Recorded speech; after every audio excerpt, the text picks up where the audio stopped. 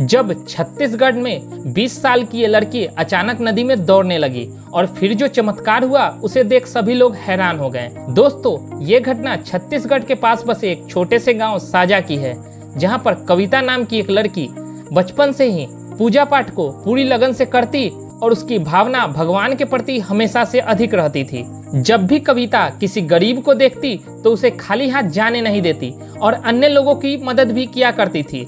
कविता हर साल सर्दी के मौसम में लोगों को पुराने कपड़े दान में देती और उनको खाने पीने की चीजें भी देती।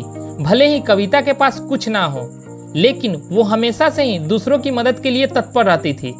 समय बीतता गया और एक बार छठ पूजा का पर्व आया, जिसको कविता भी मानती थी।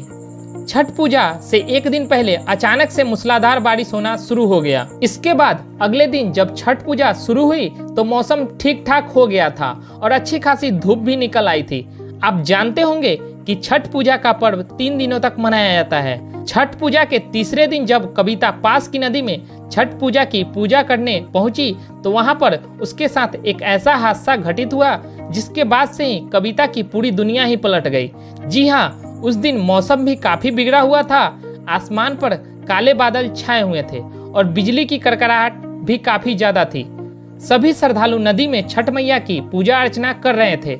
छठ पर्व के दौरान नदी में लोगों की भीड़ अधिक थी, जिस कारण नदी में धक्का मुक्की का माहौल बना हुआ था। वहीं लोगों की सुरक्षा के लिए सुरक्षा बलों को तैनात किया गया था।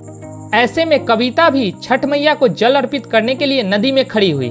देखते ही देखते वह उस नदी के बीचों बीच पहुंचकर खड़ी हो गई।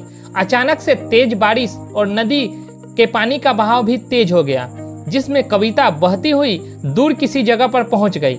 कविता को तैरना नहीं आता था, जिसकी वजह से वह नदी के बहाव में बहती हुई कहीं दूर चली गई और धीरे धीरे नदी के अंदर समाने लगी। तभी कविता को लगा कि अब वह नहीं बचेगी और उसकी मौत अब निश्चित है।